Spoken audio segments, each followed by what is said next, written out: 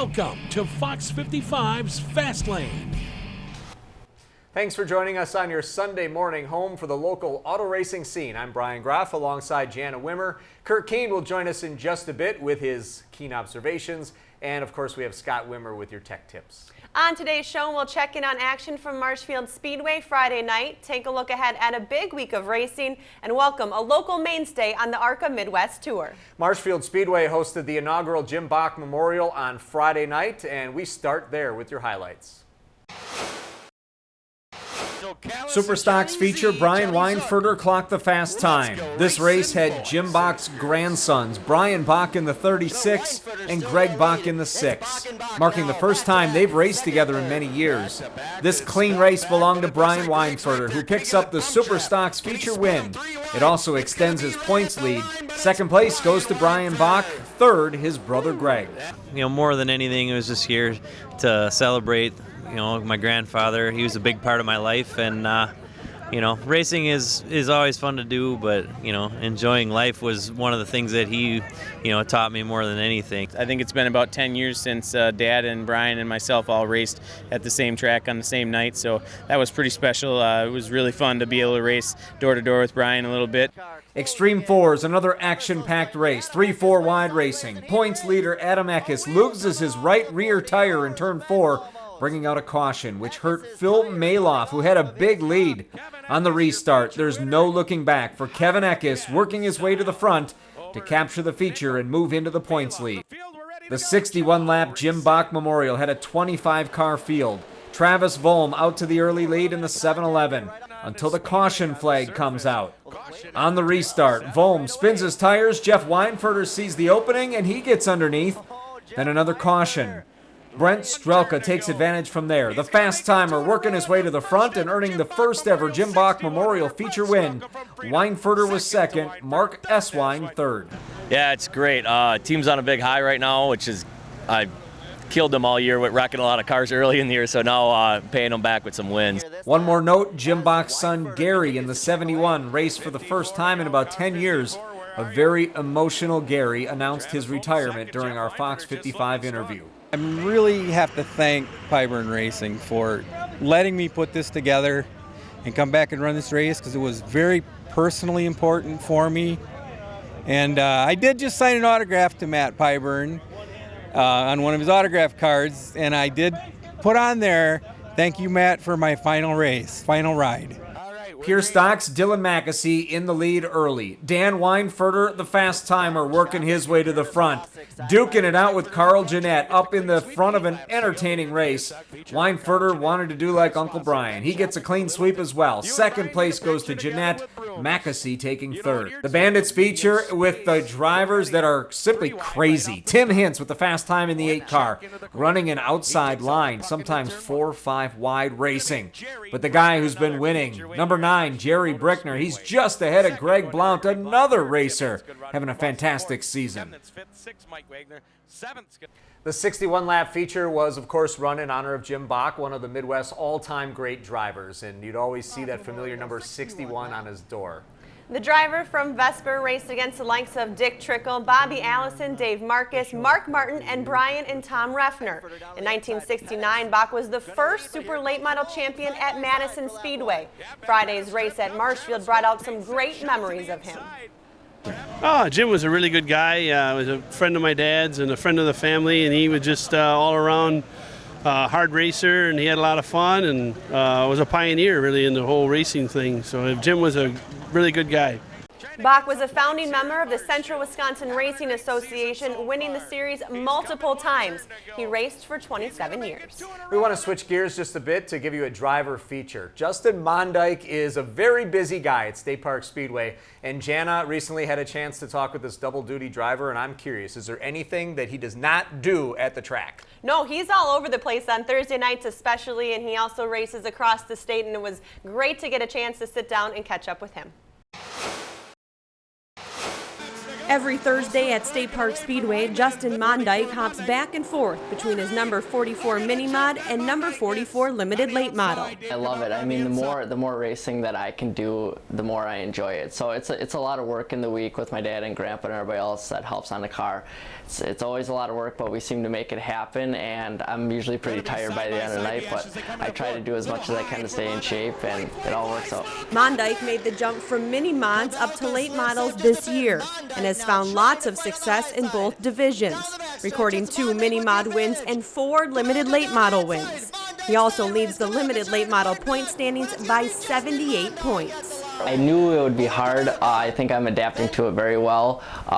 I thought it would be a little bit harder, but I shouldn't have, because the cars handle a lot better than what the 4 cylinders do. So it's all about the setups, and we're off to a hot start, I mean, to say the least, and we hope to try to keep it going. Last year, Mondyke was named Mini Mod Rookie of the Year. This year, he eyes a championship in both divisions.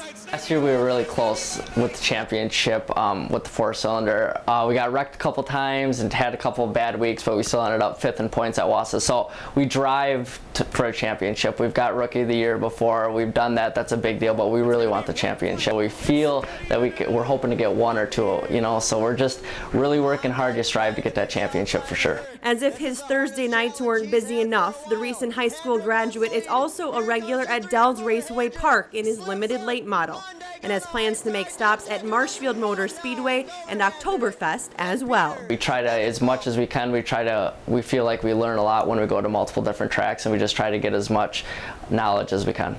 And last night, Mondyke actually pulled triple duty out at State Park Speedway. He raced his Mini Mod, Super Late Model, and he actually climbed in a Midwest Tour truck. He is busy. Does he sell popcorn? That'll be my first question for you. At first, I have to introduce you. Now, we taped this show prior to State Park Speedway's special Saturday night of racing, so kind of getting a little bit ahead, so he was at least scheduled to do all those things, so we'd imagine that they did actually happen. We hope so. And then we'll have those full highlights for you next week. Now, Curt Keene is here. Here's the official introduction. Curt Keene, track announcer, State Park Speedway and Marshfield Speedway, and he has your Keene Observations. Big night of racing in Marshfield. A late night for you, though, in the Jim Bach Memorial Night. Yeah, late night and fireworks. Little truck issues on the way home, but you know you expect that with racing. Good night of racing over at Marshfield. You know, Kevin Eckes picking up his second feature. It took him 10 years to win his first. Comes back with that and comes out with the points lead. The Weinfurters, you know, Bryon in the Superstock had a clean sweep. Dan Weinfurter also a clean sweep. So the Weinfurters are pretty excited. And then Brent Strelka winning his second feature in a row at Marshfield in fast time. So good night over there at Marshfield. Awesome. You talked a little bit about Kevin Eckes winning 2 in a row at Marshfield. Is that something that's rare to happen out there, and how do you do it? Well, in the Extreme Fours, it's been, you know, different guys. His son Adam's been the guy to beat, and lately Kevin's just got it hooked up pretty good, and you know he's excited. You know he was going to quit racing, and you know last night he ended up getting 2 in a row, and I think he wants to win this championship. So we'll see how it plays out at the end. What kind of reaction did you get from Dan and Bryon after that clean sweep? About 1 second answers. Yep, pretty much. But you know, it was just a great night. The Bach family, you know, celebrating Jim's, you know, night, and you know, talked to Gary, and Gary announced his retirement of racing. You know, just very sincere, and you know, that's what racing's about, is family. And you know, this week seeing everyone there and celebrate.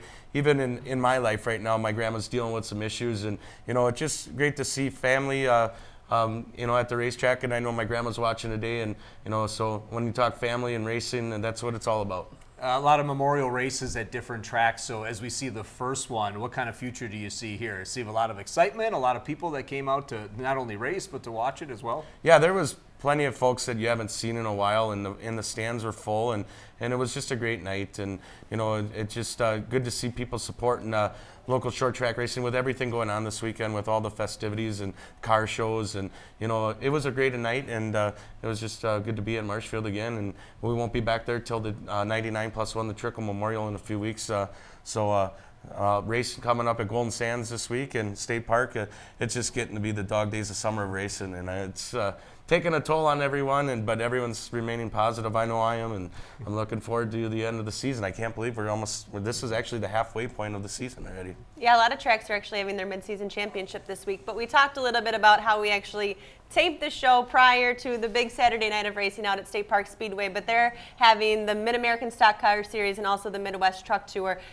Give us a little background on those series, and those Mid-Am cars put on a heck of a show every year out at State Park Speedway. Yeah, they're like super stock cars. They're heavy cars, but one guy that we want to look forward to is Lyle Nowak. He was the winner last year. He's been a staple in the racing, and from Wassa. And the series, they travel at all different tracks, so some guys don't know the track, so it makes it interesting. Some guys know it, so it always it is a great event, and there's side-by-side racing, and it's going to be a good one. And it seems like it's a nice change of pace sometimes to bring in some of these touring series, give the fans, some different people to watch. You mentioned Lyle Nowak. Obviously, he always gets a big group of people out at State Park Speedway, but it's nice to kind of change it up a little bit. Yeah, those support divisions are really fun because, I'll be announcing that. I get a call, and, so I have to learn the drivers. But, just to see different series come to the track, and people actually say State Park Speedway is one of the toughest tracks to get around,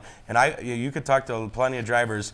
They have to get up on the wheel and drive, and some guys are going to learn and some guys are going to show. So great series, and it's going to be a fun night. All right, we're going to let you continue studying those names. I will. John Wells is sending me it as we speak right now. All right, Curt Keene with your Keene Observations. It's time for us to take our first break, and we will be back with a look at a crazy weekend at Daytona International Speedway. Welcome back to Fox 55's Fastlane with Bryon, Graff, and Jana Wimmer. NASCAR Sprint Cup drivers played the waiting game on Sunday at Daytona as rain covered the area for most of the day. Determined to get the race in, NASCAR drivers actually waited until after 10 p.m. Central Time on Sunday to climb into their cars for the Coca-Cola 400. They finally took the green flag, and of course at Daytona, everyone always waiting for the big one to happen. Early on, people thought this might be it. Carl Edwards involved in this one. He actually goes up into the fence. Kyle Larson involved, Ricky Steinhaus Jr. Then on lap 105, Matt Kenseth, Wisconsin native, he loses it, collects Casey Kane and others. Brad Keselowski with problems down into the infield, but none of those were the big one. The big one, of course, happened on the green-white checkered finish. Dale Earnhardt Jr. takes the checkered flag, wins the Coca-Cola 400, of course, very excited about that, but the whole time he was watching in his mirror Austin Dillon hard up into the catch fence, and here's what Junior had to say after the race. That was real frightening. I mean, you're just on the verge of tears, to be honest with you, because you don't want to see, I think that the first thing that goes through your mind is I saw everything in the mirror pretty clearly, and that car really went up in the air pretty high, and he hit the I could just see that it was a black object that hit that fence, and so I'm assuming I'm looking at the undercarriage of the car, and I've never seen, I've never really seen a roll cage handle those catch fences very well, and I just was very scared for whoever that was. I didn't even know what car it was, so I was just very scared. So some scary moments at Daytona at the end of that race. Thankfully, Austin Dillon was okay. They, played some footage of his grandfather, Richard Childress, coming over the radio trying to get Austin to say if he was okay. He wasn't answering, but he did get out of the car. He is okay, but definitely some scary moments at the end of that race. Fans okay as well. Amazing to see everything that flew through that fence, and then for him to go back onto the track and then get hit again. Yes, yes. The Cup Series is back in action this afternoon at Kentucky Speedway with a brand new rules package for drivers. That's right, Bryon. Drivers were supposed to get an opportunity to test the new rules package on Wednesday, but rain washed that away too. So drivers limited time with the new rules package at Kentucky, and Jeff Gordon discussed what he expects later today. There's no doubt it's less grip. There's less grip, and when there's less grip, you're going a little bit slower through the corners, which is kind of the theory behind this package. Is we believe that you need to slow the cars down a little bit through the corners so that we're not so dependent on the aerodynamics that when you're behind somebody, you're losing that so much needed air, and that hopefully that will create the ability to pass a little bit more. But if you think you're going to go out there and run side by side, that's a whole other story. We'll see how that all works out. Time now for another Fox 55 Fastlane break. When we return, we'll be joined by a Merrill native who races around the Midwest. Welcome back to Fox 55's Fastlane with Bryon Graff and Jana Wimmer, and time for us to welcome our special driver guest. It's a guy who's done a lot of local racing, a mainstay on the ARCA Midwest Tour, and it is our pleasure to introduce to you Jason Weinkauf. Thanks for being here. Yeah, thank you for having me. We mentioned, obviously, you race in the ARCA Midwest Tour. This is your 4th year with the tour. What has that been like traveling to all these different tracks across the Midwest? It's been a lot of fun. Seeing all the different tracks, you know, they're challenging. And we're up against, in the Midwest Tour, up against some really great talent. So not only is it interesting seeing all the different tracks, but it's also tough. It's really tough running the Midwest Tour. Do you always feel like you're learning something every time you go to a new track? Oh, definitely. You know, because all the tracks are different. So every time you come to a new track, there's just something about that track that makes it interesting, and you just always learn stuff. Now, you won an ARCA Midwest Tour race, but it was before you were actually with the tour full time. So you won a tour race at Marshfield the year before. Where did that rank kind of in wins throughout your career? Because I imagine it was pretty big.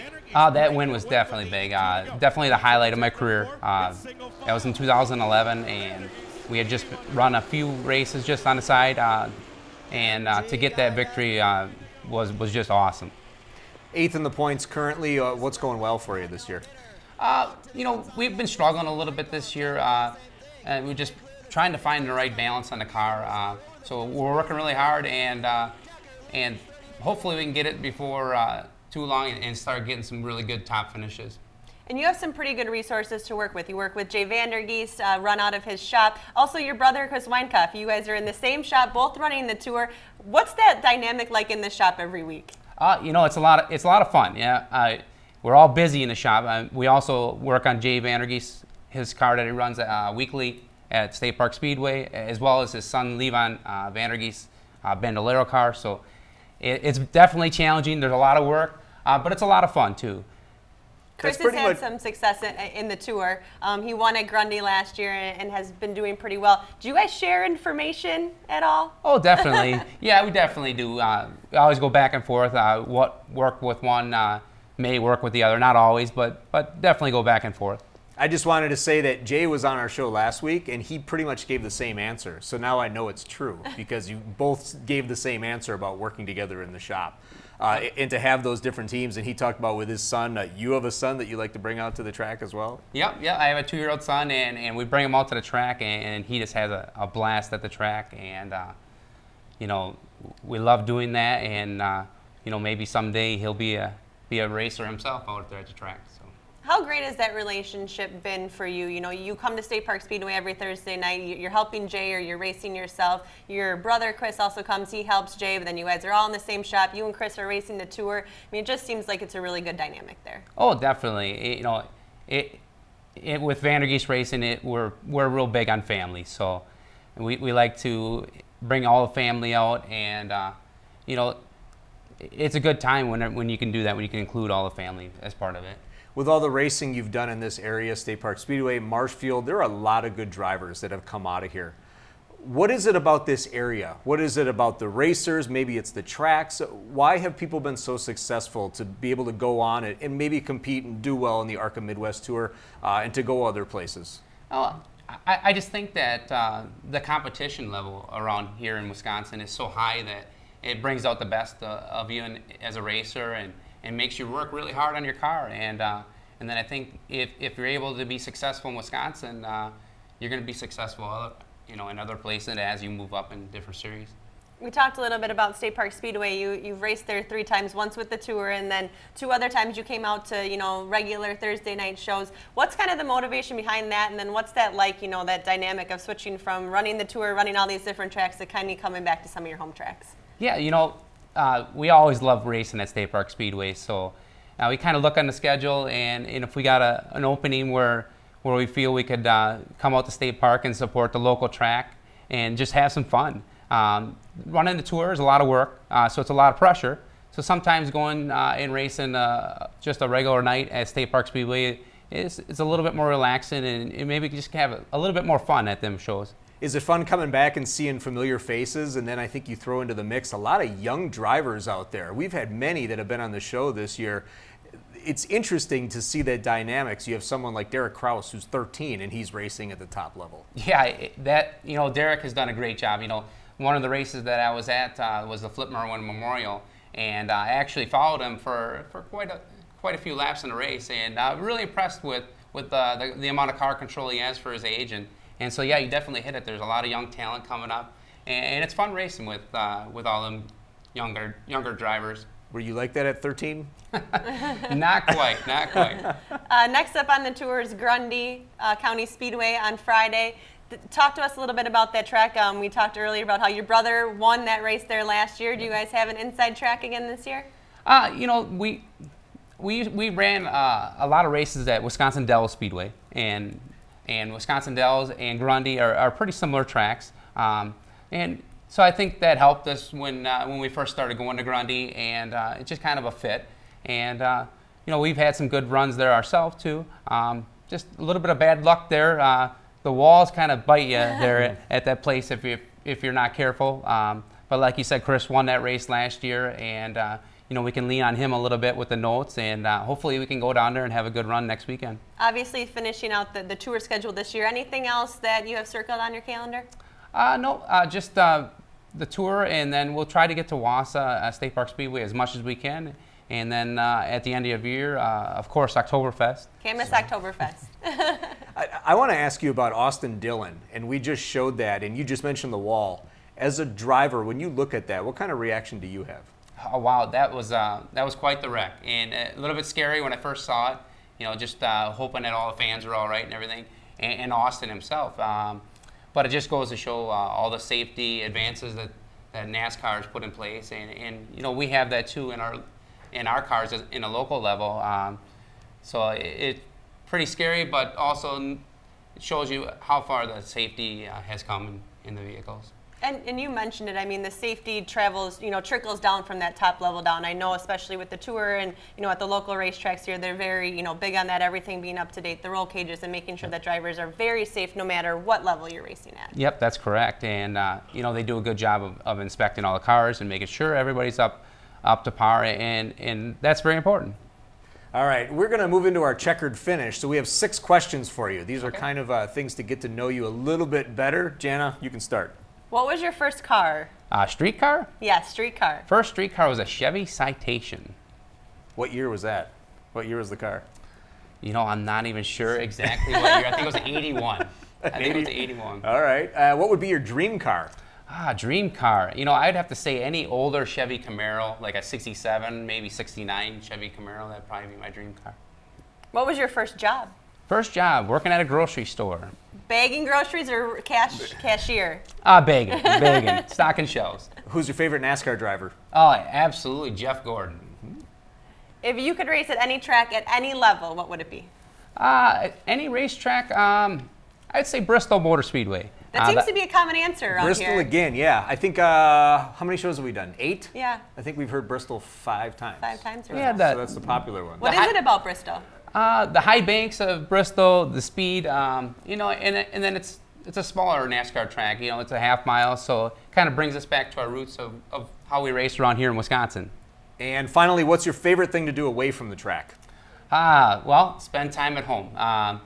When you race stock cars and work in the shop, you spend a lot of time working on the cars. So anytime I can spend some time at home with my 2-year-old son and my wife, that's definitely my favorite. That's a good answer right there. And our thanks to you for the checkered finish. Any sponsors you'd like to thank? Oh, absolutely. I got to thank Jay, Kristen, and Levon Vandergeest from the team owners of Vandergeest Racing, as well as all the associate sponsors that go along with Vandergeest Racing, especially Professional Drywall, CarQuest Auto Parts, Schaefer Oil, and Thierry Race Engines. We couldn't do it with all their support. And of course, we have some sponsors that help us here on the show. We have, first of all, a nice shirt for you to take with you. Well, Feel free to wear that around. Cool, thank you very much. And we have a gift card to Country Fresh Meats. All right, thank you. Thank you very much. Jason Weinkauf, our guest this week. We're back after this. It's time now for us to get a little more insight into the technical side of the cars that you watch on the track, and former Sprint Cup driver Scott Wimmer provides the insight. Jana, what do you have for us this week? Well, last week we got into the shocks that go in the cars, so this week we take a little closer look at the other piece of that, the springs. Welcome to Tech Tips. I'm joined by former NASCAR Sprint Cup driver Scott Wimmer.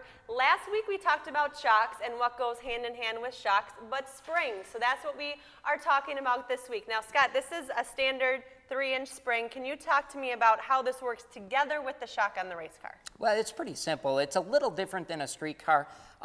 Street cars have independent springs and shocks. Ours are all in one. So you just take your spring, you slide it over the shock. There's a spacer that goes on the end of here, and this is how you adjust the height of the spring. So if you want your car a little higher in there, just screw this down, puts more tension on the spring. If you want it a little lower, you just screw this up, it lets the car go lower. One thing about these springs that are used on race cars is that they're all rated differently in pounds, and I've seen springs that go from 100 pounds to springs that go all the way up to 800 pounds. What is the difference, and how do you use them differently? Well, it really depends on the racetrack. A higher bank racetrack seems to want more spring than a flatter racetrack. The softest you can run seems to be the best. Gets your center of gravity of the car down, gets the track lower, or the car lower to the track. So you want to run the softest springs you can. The technology with springs has really changed the last few years. You'll see some guys will run a 5-inch spring. They think it travels more than a 3-inch spring. But ultimately, you want to try to find a spring that keeps a car off the racetrack but doesn't get it too high. And you can play around with these all day to try to find that magic one. And you've talked about how these are separate pieces. So, you know, I've seen at the track when some people will come in and they'll just make a spring change. You know, so you can easily, in the course of a pit stop or something like that, take a spring off, put on a different rated spring if you need to. Yeah, definitely. If your car's bottoming out and you need to get it off the racetrack a little bit, you put 25 pounds, 35 pounds more spring in the front. Same thing goes with the back. If you want to change the way your car's handling, you can put more or less spring in the right rear. Ultimately, it'll change how the car turns through the corner. So it's a very important part, just as important as the shocks. There's a lot of different materials they're using nowadays, a lot of different sizes and rates, and it's a pretty complex part of the race car. That's a little bit more on shocks and springs, and that's it for this week's Tech Tips. And that's going to do it for this edition of Fox 55's Fastlane. As always, our thanks to Scott Wimmer and Curt Keene, as well as our driver guest, Jason Weinkauf. And also a big thank you to our sponsors, Brickner's of Wausau, Flipside Graphics, Country Fresh Meats, and Car Parts. And before we go, I just want to let everyone know that this is the last show that Jana and I will be working together.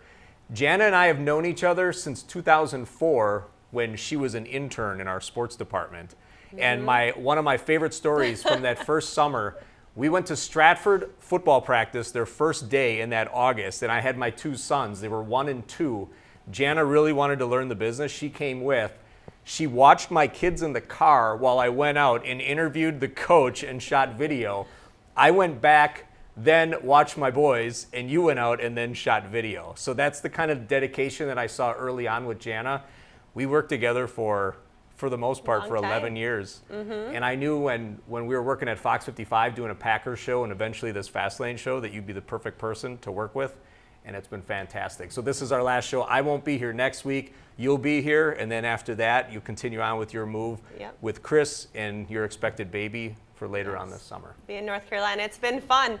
All the way, I can't believe it's been that long, and I can't believe you remember that story, Stratford football practice, and it's been a lot of fun along the way. It has been. Our thanks to all of you for watching this show. As always, we always have a blast putting this together, and we want to thank you and hope you continue to enjoy Fastlane. Have a great week, and we'll see you at the track.